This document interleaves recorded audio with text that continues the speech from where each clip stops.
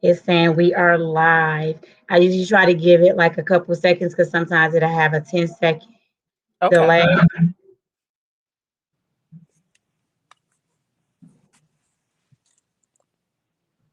Okay. And I'm gonna go and see if it's on Facebook yet. And then that way you can share it as well. Okay. Okay. It's saying we're live. So if you go to my Sapana page, you should be able to share it now. Okay. Okay. All right, all right. I know coming through. Listen, I have the beautiful Liz in here with me today. I'm listen, she don't even understand what this orange is doing for her with that sun in her skin. They need if you just snap a picture of her right now and just send it to Bo because you look so Oh, beautiful. thank you, Um, Queen. definitely a pillar in the community. She don't miss words. She say what she mean, and she absolutely mean what she say. And it be with love, and sometimes it may not be, but I can respect that with her because I know if she's gonna come to you, she's always gonna come correct and tell you what she's feeling. She's gonna do right by her community, giving to them all of the time. And a lot of y'all may have heard her story. And last year we talked a little bit, but I felt like I couldn't give her that platform because we was in right in the midst of COVID, and the internet just wasn't our friend that night. So Yes. we know, April is Sexual Assault Awareness Month, and I feel like not even just in April, 365 days a year, 366 a leap year, we need to be talking about sexual assault. What does it mean? What are some of the signs? What can you do? And we need to stop bashing. Like sometimes you hear somebody saying, what did that person have on or where was they at? That doesn't matter. No means no. And especially for children, not knowing what's going on, we need to make sure that we are protecting them better, but also we create an environment where they can come and talk to us. I Yeah. think I said it on a panel I was on. We grew up in an era where children were to be seen and not heard. And I switched that up with my own because I want them to feel like they can come and talk to me regardless of what's going on and creating that environment. So, welcome to the April Taylor Talks. April is Sexual Assault Awareness Month. I'm going to let her kick off who she is and what she does in the community. And we'll just start the conversation from there.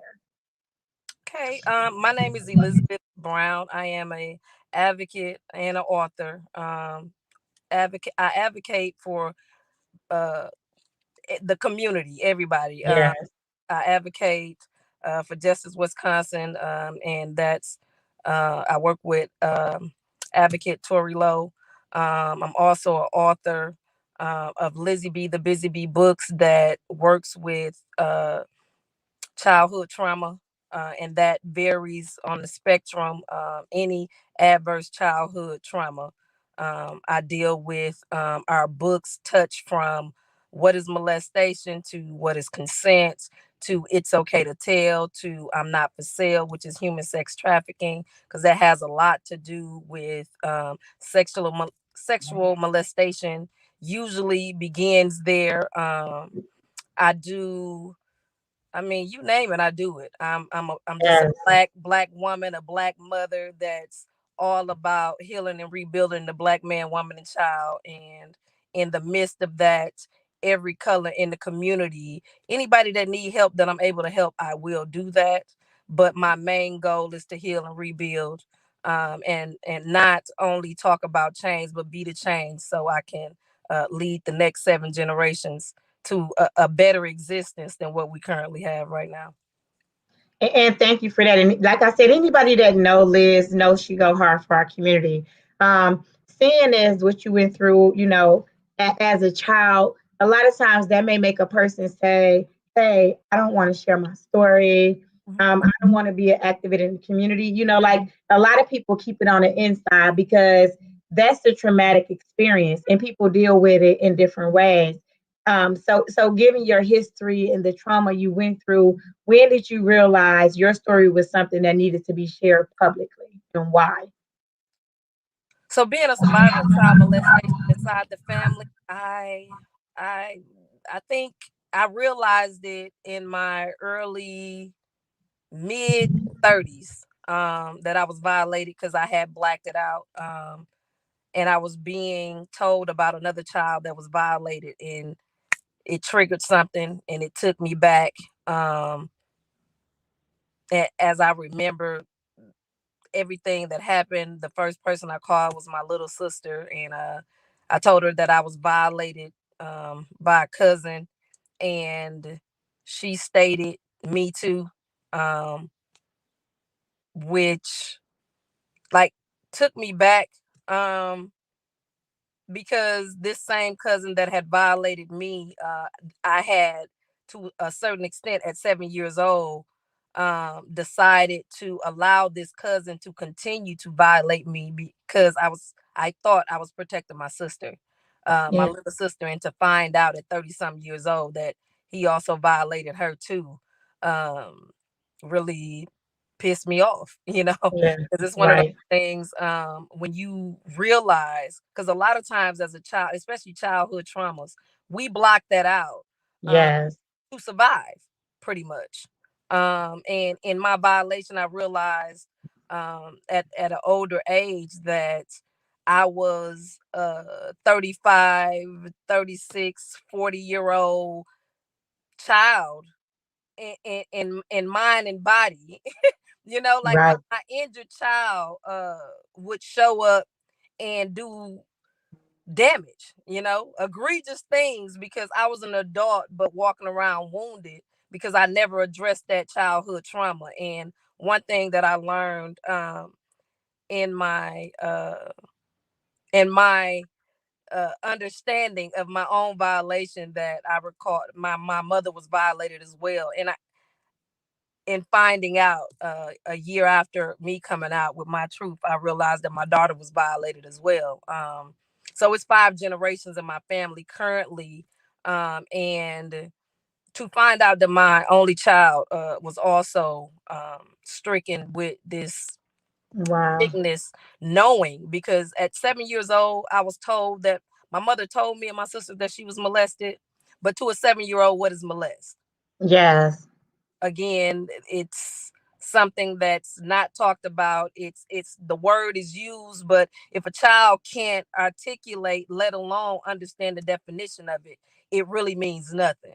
So to find out that my daughter also, because I actually thought I was preparing my daughter, speaking about my mother, what I knew about my mother's molestation as a grown up before it dawned on me that I was violated as well, is that um I prepared my daughter for my violator, which was a, Wow. and she was violated by a woman.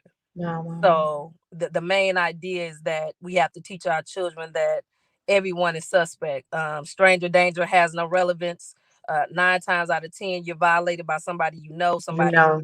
you love, somebody who your parents told you were safe with. So majority of the time, the predator is invited inside the home. Uncle, cousin, neighbor. I mean, you name it. That's exactly, those are the individuals that usually violate. And I realized, as when I decided to write my first book, is that uh, a child that's been touched will touch, but a child has been taught to teach. Oh, So wow. I love that. it's for me, me and my daughter sat down, because having that conversation with her, for her to come out and tell me that she was violated, like, destroyed me.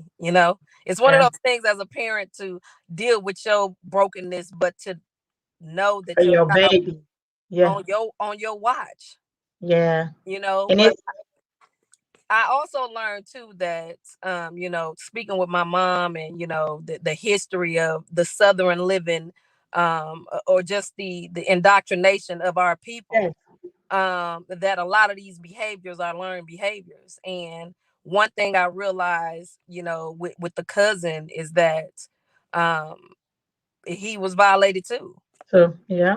And 9 times out of 10, we perpetuate that pain because as a child, if nobody ever told you, um, you were wrong, how do you get it right?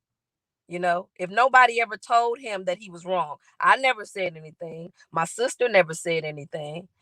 So if this child is a child that's been touched, and then they start touching and nobody is saying anything, then why would they stop?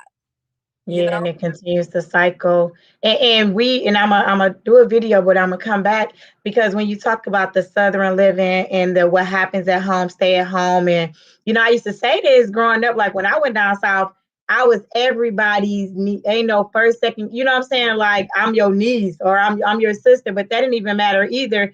But just protecting yourself because a lot of times children don't want to tell because Correct. either they feel like they're not taken serious, they've been threatened, Mhm. or like you said before, this is something that was 5 generations. So Yeah. it's like a generational curse that Yeah. continues to happen within a family. But if we don't speak on it, Yeah. if we don't address it, because we don't want Uncle so and so to get Exactly. into trouble. Yes. But we didn't think about how this trauma affected this child. And then we wonder why some adults are walking around having all of these issues because we never addressed their trauma as a child. So now they're an adult carrying the traumas from a child into an adulthood, and then we're wondering what's wrong with them. No, some of Having us know what was enter wrong with them.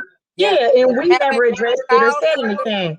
uh Yeah, enter tantrums. Pretty yeah. much like, I even those that go to jail, they're not being treated. Mm-hmm. So of course they're gonna come back out and perpetuate the same cycle. So we have to start to get realistic about, the long line of what sexual abuse and child molestation, like what that looks like and where it comes from. Because one thing for sure and two for certain, what's unspoken will be repeated Yeah, absolutely. I automatically. like that. Yeah. And we gotta go to the video, but we're coming back. Okay.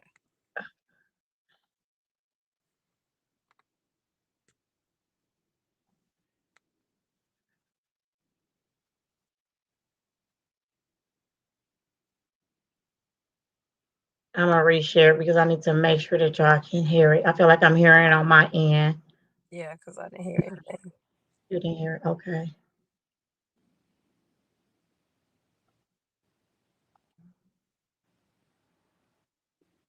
Is an overarching term that includes an array of behaviors, both physical and non physical, that constitutes unwanted or age inappropriate sexual activity. In 8 out of 10 rape cases, the victim knew the person who sexually assaulted them. 1 out of every 10 rape victims are male.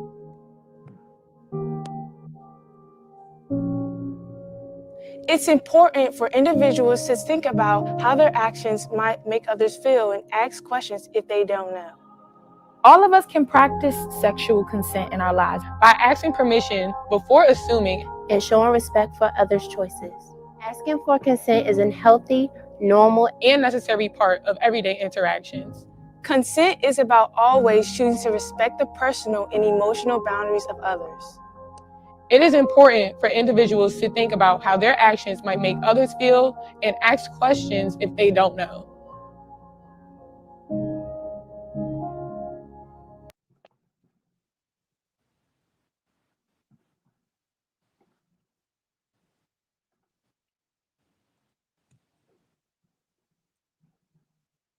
And I stopped it, but it went on a little bit just to give the information. But that is for like when you talk to younger girls asking for consent. But I also want people to understand that as a 7-year-old, I am not consenting to anyone touching me in any way that is inappropriate. You You cannot. know, yeah. And so I need for us to understand that when we talk about consent and when we talk about appropriate touches. And I remember when me and you talked before, and I want you to touch on that, how you stated you taught your daughter to say the real names of her body parts Yes. because we give it these nicknames, and maybe a child doesn't understand what that is, but you need to teach them what their body parts are. So when they're telling you someone is doing something inappropriate, they Yeah. understand and know the correct name of that as well too. Yeah, it's definitely key for us to again, I speak with women, boys, girls, and again the books that we me and my daughter created just to give an icebreaker for families and children to have the real life conversations is that if our children can't articulate vagina and penis and anus, um Right. usually when it goes to court it's thrown out. And one thing is predators know that. So again, in our silence, the predators prey. And so when there's a predator and they come in and you saying that's your TT or that's your PP, that Yeah. that's a go for a predator. Because I learned I was being groomed way before the violation happened. So Wow. it's the little things of them giving you candy to and tell you to keep it a secret.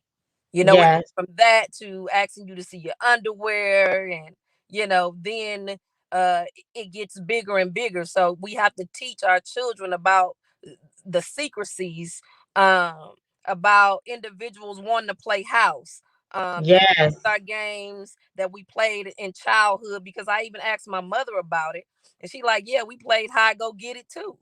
You Yeah. and these are games. I said, how did we not know to tell our parents? Right. And it's one of those things. It's an unspoken thing.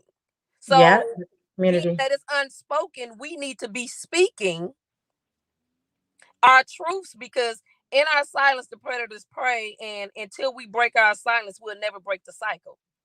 And the Right. cycle that continues to perpetuate is because the first conversation the adult wants to have is like, I don't want my child to be grown. Well, you can either make your child grown by educating them on the proper body parts and being confident in being or having breasts or having a chest, or just being comfortable with their body, so they can protect themselves from those individuals that know you believe that her knowing that she has a vagina is grown versus somebody playing with her vagina, because people don't understand that when the police is called, it's too late. Yeah. Absolutely. And so when we talk about you being this 7-year-old, feeling like you were protecting your sister, Yes. it was already ingrained in your head that I need to protect my sister. So if I allow this to happen to me, he'll leave my sister alone. Yeah, because You he, know, and, he basically told me, well, if you don't do it, I give your sister $5 and she will, pretty much. wow. So Wow. it was one of those things. But not only that, like my father, as a 7-year-old child, I knew that my father would murder him. Okay. Okay. So at 7 years old, I knew that my father would murder him, and then my mother wouldn't have a husband, and my sisters, we wouldn't have our dad. So it's like, I need to suck this Yeah. up. You know what I'm saying? Pretty much. Yeah. I mean, Right. it's a learned behavior. And if you think about it, dating back to slavery, and that's Yeah. that silence, and then that label of being strong as a black Yes. woman, Right. That's able to already take that. embedded in us ever since we're old enough to talk and walk of what we need to do in our independence. And that is the biggest part, because when I asked my daughter, why didn't she tell me? And she told me, because I wanted to be strong just like you, that destroyed me. Oh, Lord. Because the same strength that I used that I thought was doing the right thing was the same ball and chain that held my daughter to hold her silence. Because one, she wanted to be strong just like me, and two, she knew that I was going to jail. Yeah. Again, taking on the responsibilities that's not ours. That's when somebody violates you, that's not your shame, that's not your No. blame. And it's one of those things that I realize that us as survivors, we usually carry the shame and the blame, while our predators, our violators, are walking free in the sunlight. We decide to take an alley, you know because we feel guilty at some point.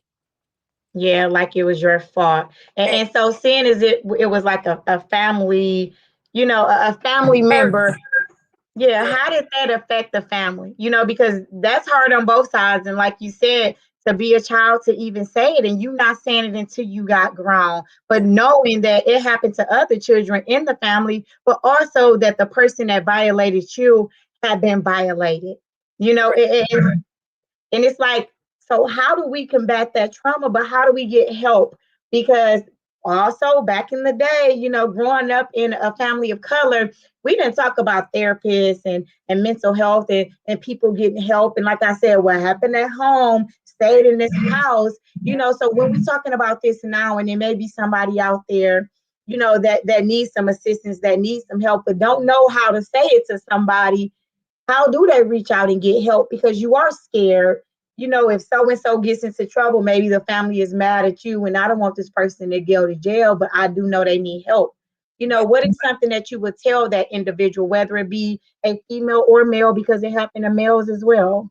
it definitely has. I've spoken with, I mentored and advocated for so many grown males that I've had Wow. conversations with, because we really must understand too that in the Black community, a male having sex at 7 or 8 with an 18-year-old or 20-year-old, that's a violation, because they Yes. can't consent, and 9 times out of 10 it goes into adulthood, and they require therapy due to the fact that a lot of these men, outside of having sex, they don't understand how to be emotional. They don't understand how to be intimate without being physically intimate, because they were violated at an early age. And in Wow. our community, they're patted on the back like that made them a man. And in all reality, that's an injured child in a man's body that's out here, Yes.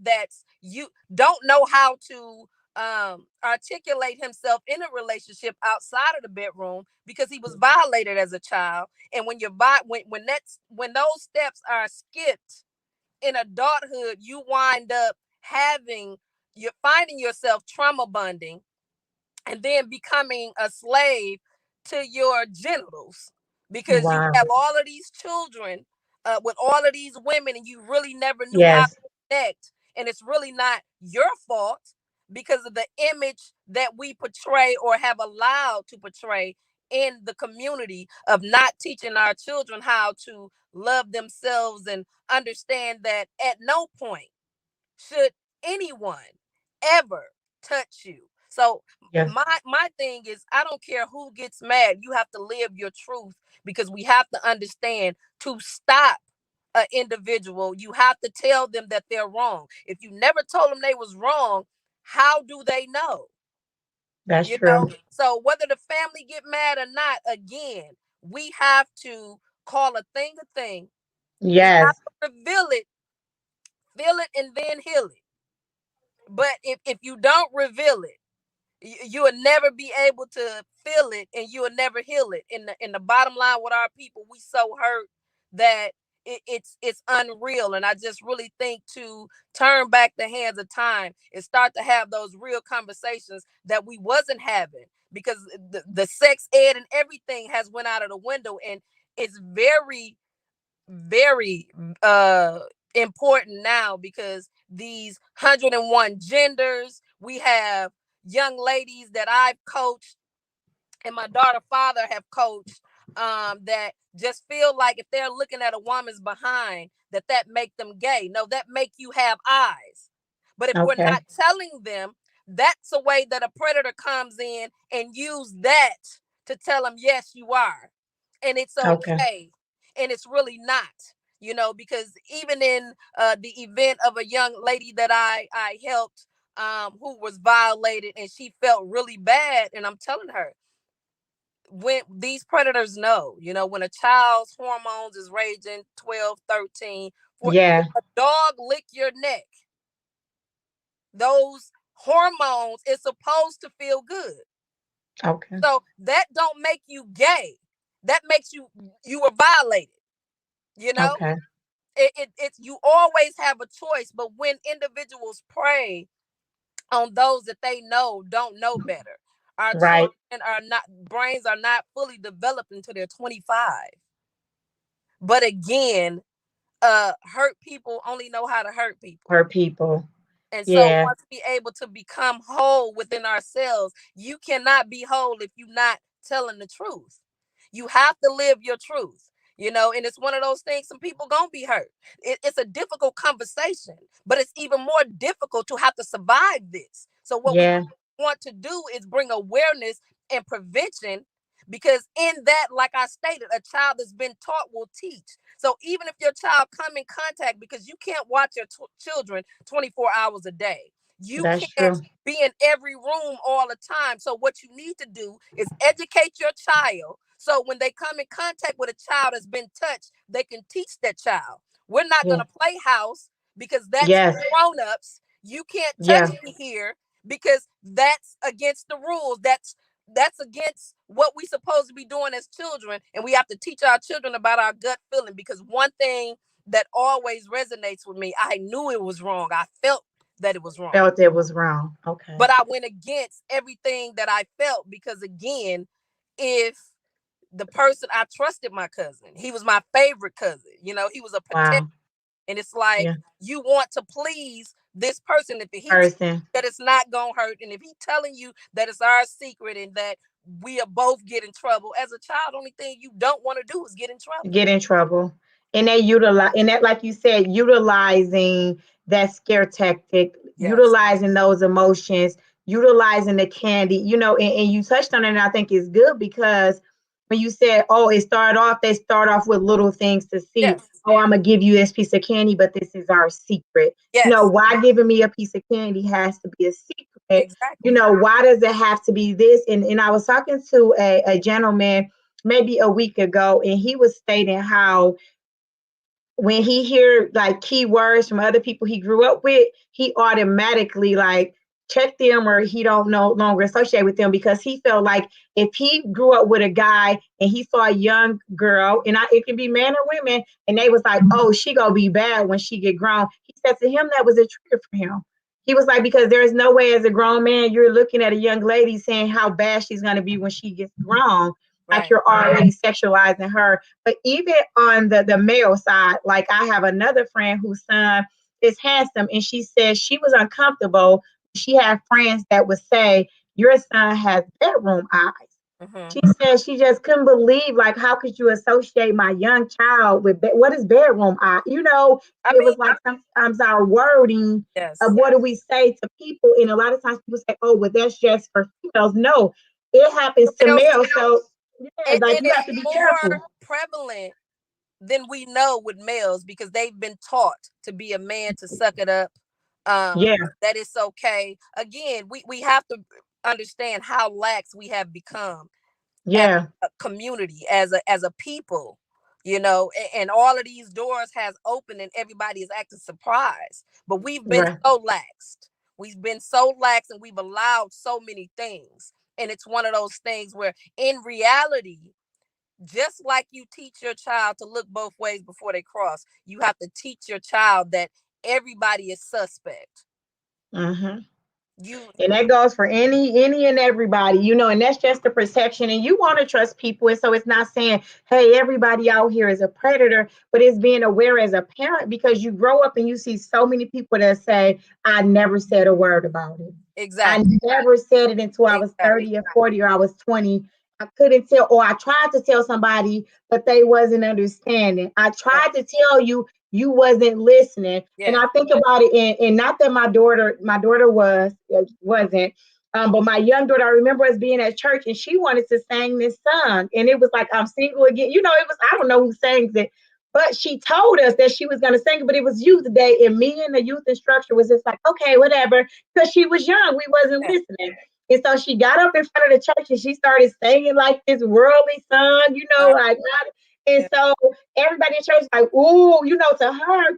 But then afterwards, me and my cousin had to check ourselves. She came and told us, this is what yeah, I wanted to do. But yeah. because she was like 3 or 4, we was like, okay, that's cute, but we wasn't listening. You know what I'm saying? Exactly. What if that would have been a situation where she was saying, Mama, somebody touched me. Yeah, But instead, I'm in my own world. And I thank God that's not what that was. And so I'm telling her, okay, go on, because we're talking about something as adults. that But she's part. trying to tell us what she's going to do. At that time was inappropriate because Yeah, we were in a church setting and it wasn't the correct song. But she tried to tell us, and at the end, exactly. it's like we had to check ourselves because we didn't listen to her. So what if she was trying to tell us something else, but we wasn't listening? You know what I'm saying? So I figured out that we ask all the wrong questions Yep. because we really don't want the answer. You know, So it's one of those things where we have to learn to one, humble ourselves and Yes. talking at our children and talk to them, you know. Yes. Understanding for me, especially in this culture, this whole culture of Cardi B and Meg the Stallion, we really have to get in tune with our children and understand that they don't do what we tell them to do, they do what they see us do. Absolutely. So a lot of the times I found myself um telling my daughter to don't do this, don't do that, and then turn around, she see me do the same thing I told her not to do, and then I get mad at her. Mm-hmm. The See apple don't fall far from the tree, the and tree. we can't blame a sick fruit when the tree is sick. We have to treat Oh, the tree. you better teach. Okay. I know. Listen, Crystal, you're like, okay, I got this poem about survivorship, but we go come back and kind of tone it up. Oh, yeah, you just taught right there.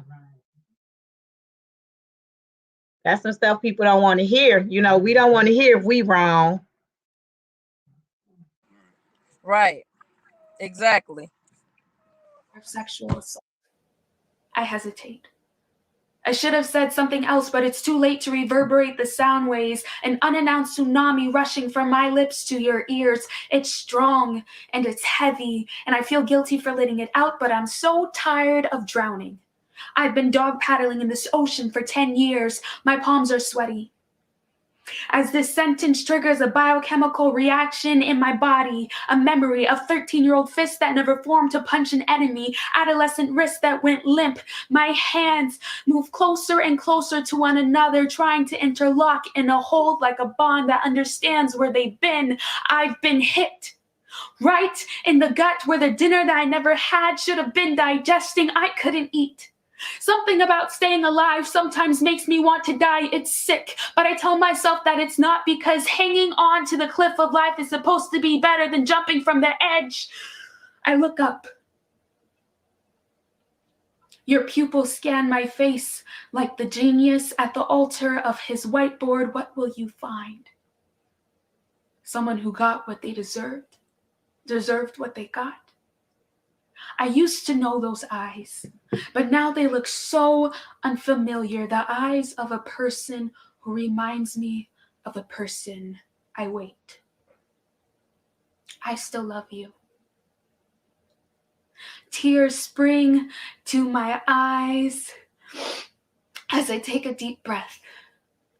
And for the first time in a long time, it doesn't burn. It's almost like breathing feels good. Like each inhale is a sign of life, and each exhale is a sigh of relief that I'm still alive.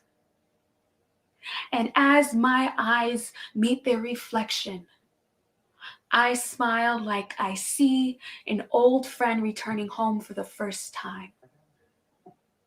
I've missed me. I'm a survivor of sexual assault. Uh, and so when I hear that poem and her saying, I don't know if people understood the reflection she was talking about was Yeah. herself. You know, like I hated myself. Like dying felt better than living because of what I've been through. Um, you know, and I tell people to share as much as you're comfortable with. Did you ever go through a phase where you just blamed yourself? All the You time. didn't? Okay. All the time. And it's, I sat and again, I recall him asking me if I wanted a sneaker. And again, this was during a family gathering, where, in Black families, the grown-ups get together and, the kids go play, whatever. But just my whole existence of knowing what had happened, I asked my, like, what I could have done differently as a 7-year-old. Like, I mean, but my mother dressed me that day, so it had nothing to do with that. Yeah. And again, as I think about it as being an adult, and these learned behaviors that us as children, um, we learn from others, And usually the pain is caused by somebody else, and then you unknowingly or knowingly cause that pain on somebody else because it was accepted with you. Right. So I had to live with the truth and the understanding, like I told my mom, like, if my aunt knew that her son had already been locked up or went to juvenile for touching someone, why would you have, knowing that my mother had 4 daughters, why would you have us there and not keep Yeah. an eye on your son? But again, Yeah. are the shames and the woes and the generational secrets, you know, Yes. even in the households that, or the individuals that I've spoken with and I advocate for. When you start to tell your truth, then everybody mad at you. Oh, Right. starting, but no, Right. Here you come with the mess and here not I am understanding living how my it don't help truth. me. Here Yes. I am living my truth because I have lived a life for so long to make you comfortable, to Well, make everybody else comfortable. But what about me? yeah. So if me living my truth is me starting some mess, then let's get it started.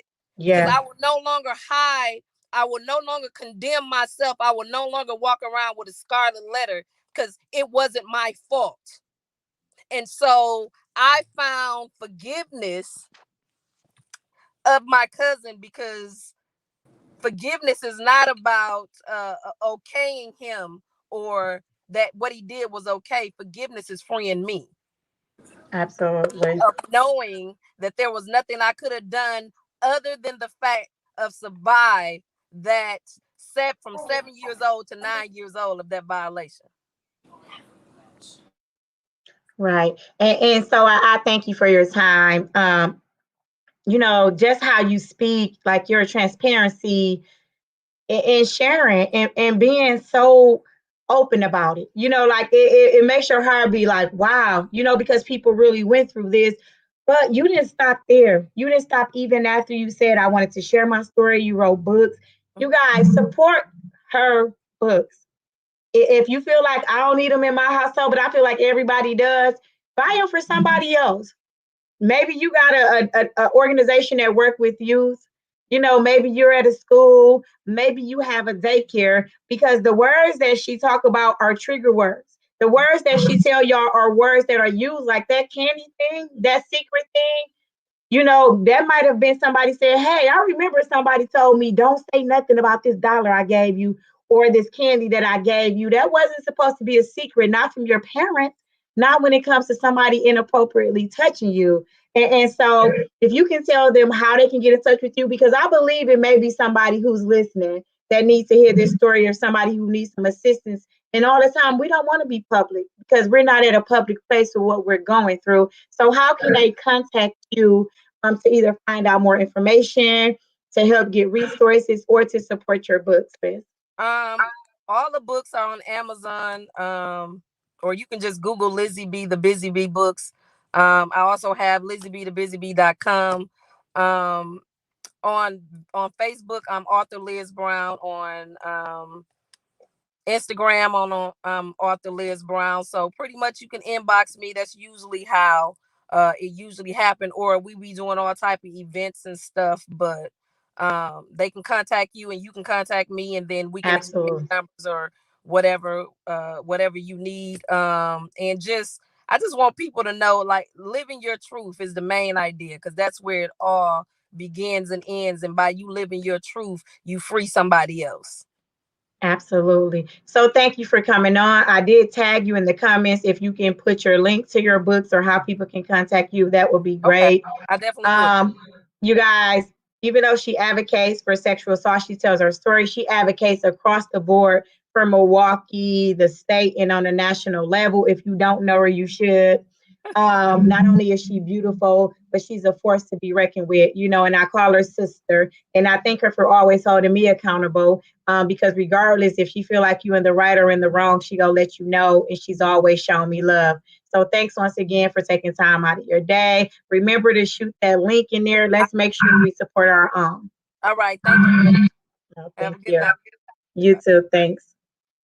Whew, that was heavy, y'all. Heavy, heavy. And because like April is Sexual Awareness Month, Also, April is Autism Awareness Month. And a lot of times, maybe people don't understand what autism is.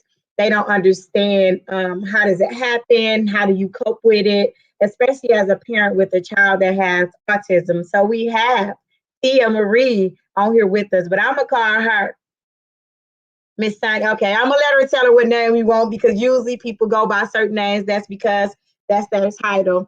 So we're gonna switch up a little bit. That first topic was heavy. This one is as well too, but it's informative. And I just always feel like as a community, we need to be more informative of what's going on. We need to know the different awareness months, but also those individuals we may come into contact with, never knowing. And sometimes you don't know what's going on within the family because either you never asked or sometimes we're judgmental about what this person is going through or what this means.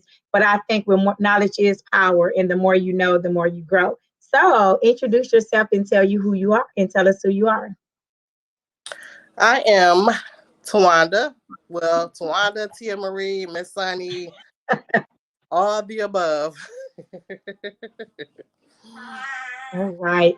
And seeing as April is Autism Awareness Month, could you share with us how did you become involved with autism, or what does it mean to you? What individual you know that has autism? Well, I work with MPS with special need kids. And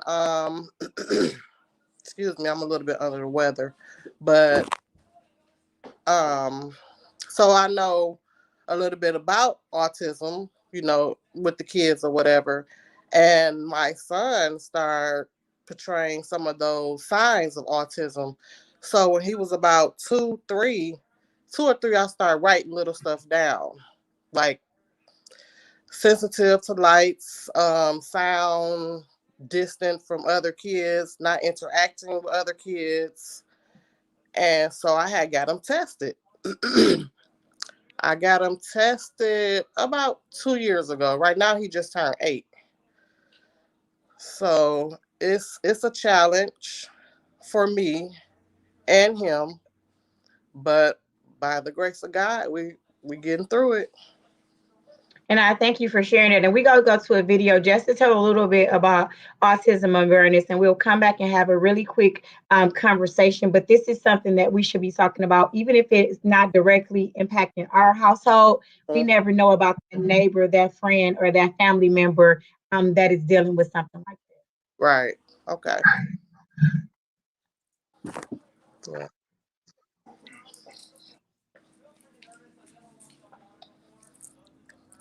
Thank you.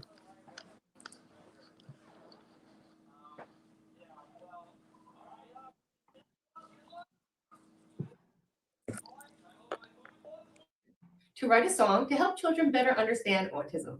Victoria and her students inspired me to write this song, and my hope is that this song will help all children understand a little bit better that children with autism love to sing, dance, play, have fun, learn, make friends, just like you.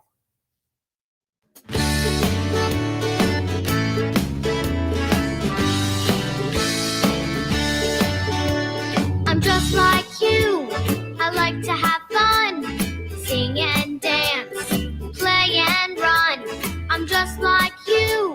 I like to make friends, share lots of love. Will you be my friend? I may act a little different. I may have trouble using words. I may have a few more challenges than you, but I'm a good kid in this world. I have autism.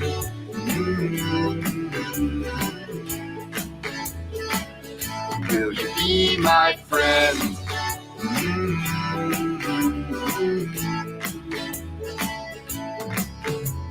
I'm just like you. I have feelings too. I get angry and sad and happy like you. I'm just like you. I could use your help. Please understand, I need a little more help. I may act a little different. I may have trouble using words.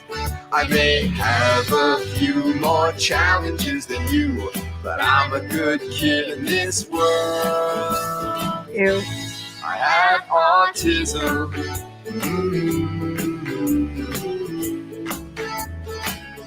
Will you be my friend?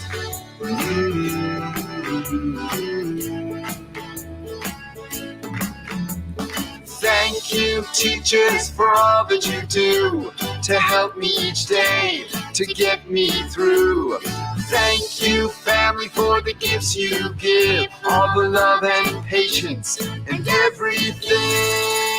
I'd like to be your friend.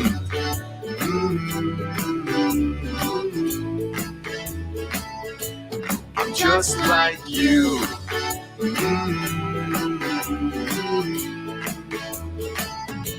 I'm just like you.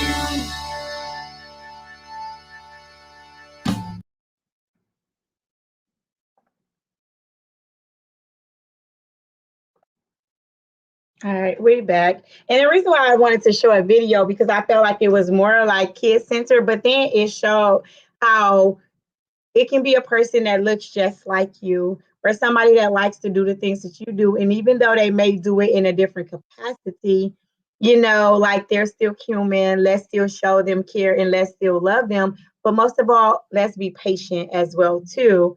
And so for Tawanda, I know you said because you worked in special ed and so you knew some of the signs, you've been working for the district for years.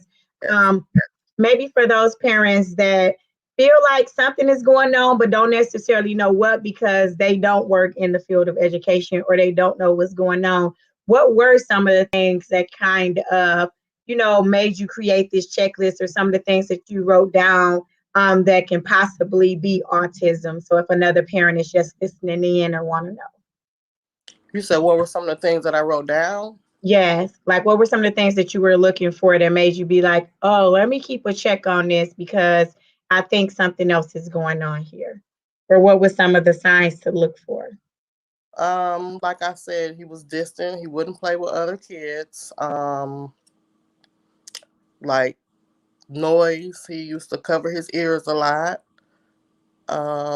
Even the lights was too much for him when he was smaller. Okay. I got a whole list. You did okay. Uh, And as a parent, was it, seeing as if you work in that environment for you, it was like, okay, let me see now how can I help or assist my child. For other parents, to them, it may be, wow, like what did I do? Like what happened? And this isn't something that like a parent did wrong, and so I always want to be sure that we voice that and people understand that. But and that it's okay to have your child checked out or to make sure that they're fine. So what was that process like for you? Either taking him to the doctor or having him getting seen so that they can specifically tell you what was going on. the process was pretty easy. I had took him to his primary doctor, and she referred me to a specialist, and then Okay. called, made an appointment. Um, I think we had 2 or 3 visits, and then after that, she wrote up the summary of what she thought. But I think a lot of this is my personal opinion. I think a lot of parents might be in denial Okay. and don't want to like get their kids tested if they think something is wrong because of what others might, you know, say about the kid. Yeah. But I just think a lot of people might be in denial. Okay. And like I said before, if you are a parent and you're just noticing some things going on, I worked in a special ed unit as well for over a decade within the school system. um, get your child checked out. And a lot of times I'll just say I'm an advocate for not medicating kids just to medicate them. That's not what this is about. But as a parent too, you want to make sure that you're utilizing the resources and the tools so that your child can be successful. And that looks different for so many people on so many levels. And like we both just said it, there's nothing to be ashamed of. There's nothing you did wrong. and I can say it like my oldest son is so book smart. If you and my family know us, but if I say go right, he's gonna go left, down the street, and around the corner. And I remember them wanting to test him in school, like they just knew something was off, and I never told him. I let them test him, because as a parent, I wanted to know too. But I knew like he was book smart, but like he didn't like the noise. I mean, he didn't like being in places with a lot of people. He hated that. He just liked being at home. And so it came back and they basically was like, no, it's nothing wrong with him. He's just really opinionated in what he want and what he don't want. But as he got older, like I even noticed it now, noise still, doesn't work for him. So he was never like diagnosed with autism, but it's still learning your child and knowing that even if it's not that, it may be something else that's going on, and making sure that we as parents, like you said, keep a list and start checking it off, because we are like their first educator, we're their provider, we're with them early on, and your child. And so for Tawanda, how did you go about finding a school for him, or did the school he was at already have those services like that they could equip him with what was needed for autism? Um, he's very smart, so Yep. he's in regular classroom, regular ed, Yeah. and he's probably top of the class because he's very smart. But Yeah.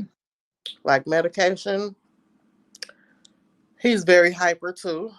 Okay.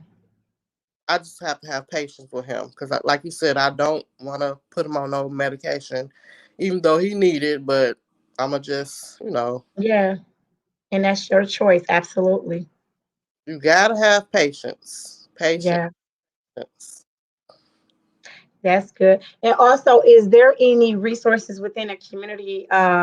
Because seeing as if we worked in the field and you've been there for so long, like you develop patience, but for those parents that, it can be a little overwhelming if they have not been in an environment. Is there any resources or places that they can call that gives them additional help so that they can help their child? That I'm not even sure because Sure. Okay. I That's just okay. read up, read upon a lot of stuff for myself and for him. Okay. And I want to say, if it is, I know like 211 is a good place. If your child is in NPS, they do have services. Just like Tawana just said, I'm the type of parent too that I like to read up on stuff myself. I like to research it. You are your child's best advocate. You are, as the parent, as the guardian, you are their best advocate. So you have to do what's right for your child. There is no cookie cutter way to address autism or other things that a child may have. And so you have to do what's right for your child, because what worked for one may not necessarily work for another one. And because Tawanda has been working with these children with different challenges, or I'm going to say specialties, because I love them. It's not a challenge, it's a specialty. She was well aware of some of the things to look out for and how she can address and help her son and advocate. Um, but don't feel like, okay, like I can't do this or it's overwhelming. I know there's different resources and services that's outside of school that you may be able to have and get as well too. And so I know that you have other children, or you also help and assist other children. How did you balance like helping your child that may need a little more help at times versus being a mom to other children as well too? I love You the do. kid person, so it's like I just help whoever need help. I try much as I, Yeah. and he understands a lot. So Yeah, he's so handsome. Y'all, and she is such a great educator, but she hates speaking. So I, I'm gonna put her on blast. She like, do I just have to talk or can I say something? And I'm like, absolutely not. You should have said that we just going live. But definitely she has helped so many children within our community. Taking them within her house, treating them like she would treat her own. Some of the children that other people are just like, I can't deal with them. She can. And some of, I've seen her with a range, of those that couldn't talk and do anything for themselves to those that probably talk and do a whole lot that they shouldn't do. and she loved them, all just the same. And I really love that about her. So I know she don't want to talk a lot about what she has done and how she handled, dealing with her son with his specialty. But it was just her being who she is, just loving children and doing what she has to do, and not speaking on it. And that's one of the reasons I wanted to bring her on. So, if she's a little quiet, y'all, that's why. But she has such a wealth of knowledge. I've worked with her myself in the classroom for years, and we had some children that definitely you needed patience with. Like I probably smiled and laughed a lot, and she reeled them up some, but we did it together, and I just truly seen her love, for children and the things that they do. And her, I can remember us like throwing a birthday party. Like we had the parents' permission. Some people may be watching this, but they had never had a birthday party, some of our students. And so we threw this birthday party at the school with cake, and I think they had never. We used to do like cooking classes for them, eating meals and dinners, and just showing them how to sit at the table. And I think we even come out to eat. We had permission, but they had never been to like a restaurant. What the parents was telling us, and so it was all part of their life skills because of the students that we worked with. But she was always on top of that, always willing. What else we need to do, and how we go get them there. Let's make sure the parents know, and the permission slips, and working with a great teacher, who is a really little lady, but she has so much spunk and fire in her. You should just see her in the classroom. So we all made like a great team.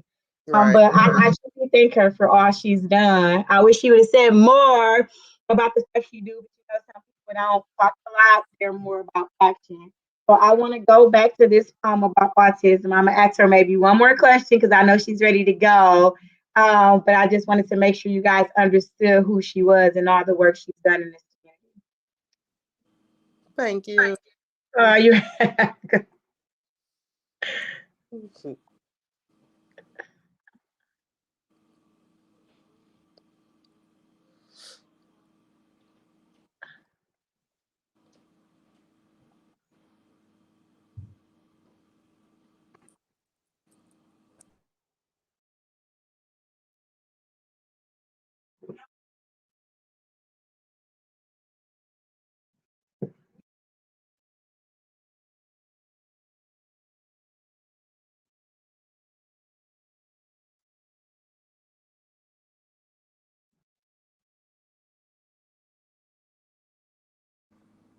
Did you turn it up?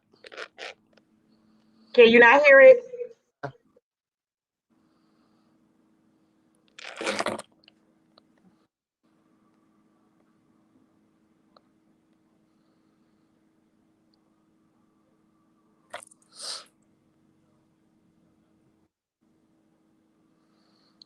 It's still not working.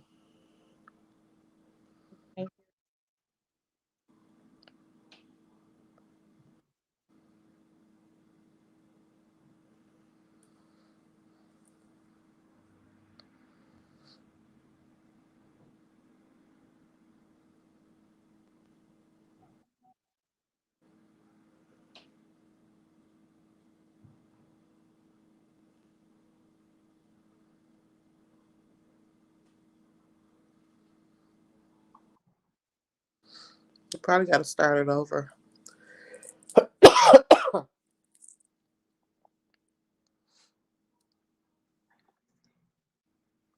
Could you not hear it? Nope. Okay, let me stop it and start it over.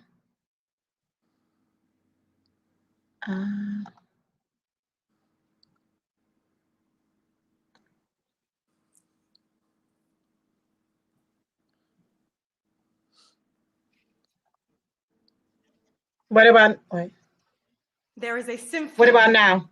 Playing in Justin's head. Okay. Music. Notes that only Bach would waste the motion in his fingers on.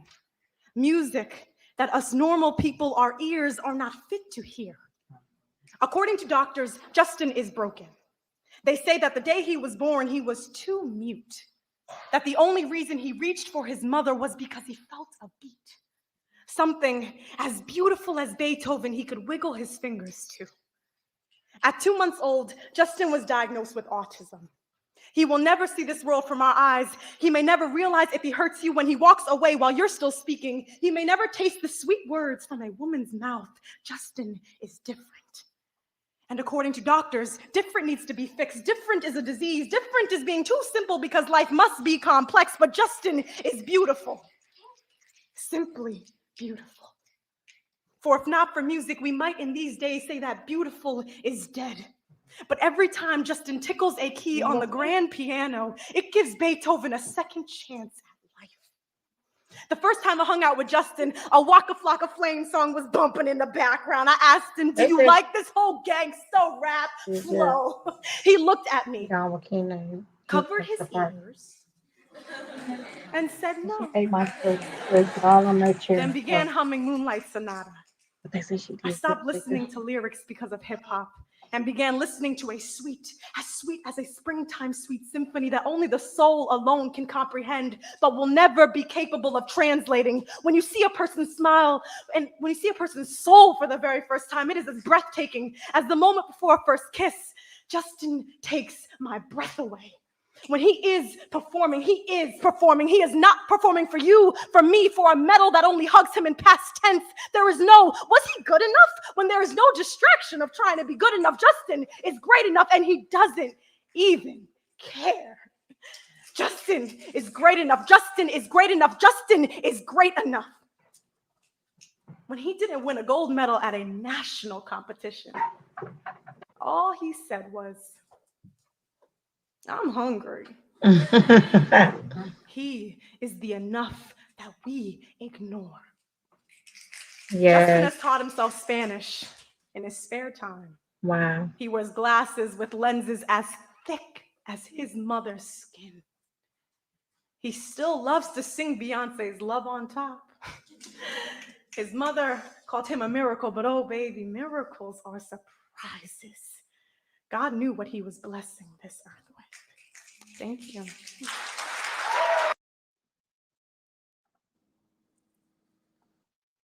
Wow. Just hearing that poem, like, how does it make you feel? Like you're crying. She was like, no, miracles. God knew what he was blessing me with. Oh my God. That was a nice poem. Are you muted? Okay. Can you hear me? Yes.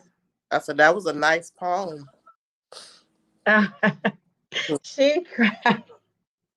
Does it remind you of your baby? Yes. It does. Okay. Yeah. I don't, just like when I look for stuff, I try to look for stuff that mirror my guests that are coming on or something that touches and speak on the topic. And just her speaking and saying, we put so much emphasis sometimes on where we at in life and medals and winning. And Justin was just being happy, being Justin, like his singing for himself, his own happiness. And as people, a lot of times we do stuff for other people, but that's why they are so special, because they do it because they want to. They do it because it brings them joy. They do it because they see love on a different scale than us. They look at life in such a different way that we'll probably never know or comprehend. So when she said God knew what he was doing by giving me Justin, God knew what he was doing by giving you my baby, because like I said, the love that you have shown to so many children on top of your own, and to be okay and never miss a beat, like never even, it wasn't until recently, I think you even spoke out on autism or share something about it, because it wasn't about that, it was about your baby, and you loved him regardless. There was no title that you were going to put on him being your baby, because he was your baby. And I love that about you. So I just want everybody to know her silence, isn't her talking about her baby. Her silence is because, just like that lady said, Justin was here for a reason, and that he's great. So, of course, y'all hear Bam coming, Lord. Remember Bam? That's my baby. Listen, well, your baby about to come up. Y'all listen. If y'all want to take kids, yes, take them to her house. She go feed them, love them, and get them together. Right. Get them straight.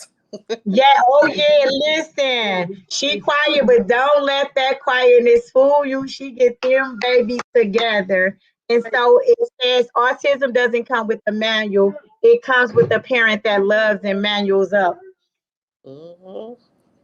And so there's no manual for it.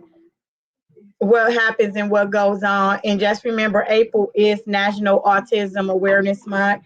Are there any walks that happen or any places that take resources to help people or anything like that? If so, I would say put the link in there. I haven't heard that is it a walk coming up? Well, one of my coworkers said it was one over by her house. She stay on the south side, but I've been looking for some. Haven't found. Okay. So if you find anything, please let me know. I'm gonna definitely let you know. And anybody out there that's listening or watching, if you know of any walks or anything that's coming out or organization that's doing any awareness around autism, please reach out to me and let me know, and I'll make sure to reach out to her and other mothers who may need it. If you are a mother in need of some type of assistance, I know there is Birth to Three, but there's also the Department of Human Services. MPS does have some services. Feel free to reach out. Some people do not like to reach out publicly, but I want you to remember that we are always helpers of one another. And if it affects you, it affects me. Thank you for tuning in. That's Grabs. I'm just going to bring her on. Give her here. They just need to see her. Listen, they going to make their presence known, y'all. And this is what it is, just living with babies. Hey. Say hey, y'all. Wave, Right, now, right. That's Kennedy. So thank you for coming on. You and Liz are the best part of Taylor Talks. I wouldn't be me without you all. Thank you for everybody who tune in every month. We talk about topics from A to Z. It's not your normal conversations. The conversation is never stripped. We just go and we flow because we want it transparent. We want it authentic. Um, we are expanding. God is opening so many doors and opportunities for me. Like I said, Oprah, if you're ever watching, Tyler Perry, I do this for my community, even if it's not a big name that's going to take us on. Milwaukee itself is my national platform. It's the place that I was born and raised in. If I'm going to do anything great, let it start at home and then let it overflow into other areas. Right. So once again, thank you all for tuning in. Taylor Talks. You can follow me on Facebook. It's Taylor Legacies. My email is taylorlegacies@gmail.com. The number is 414-229-8844. If you have a subject or topic that you want to talk about, I am open to it. And just remember, even though I wear several hats, this platform is my community platform. Even though I may talk about things such as politics, I'm in a different place when I do this show, in a different viewpoint, but I'm always me. So once again, thank you for coming on. Have a great day. Love on somebody. Love on our elders. I call them our seasoned people. We are still in the midst of a pandemic. They have been lonely. I've adopted 5 of them, and I make sure that I talk to them either weekly. I take them over food, a car. If you cannot do that, just make sure you stay in touch with them to let them know someone loves them. They paved the way of greatness for us, and we need to remember to always give back. As you can see, the family is home, and they is in full effect.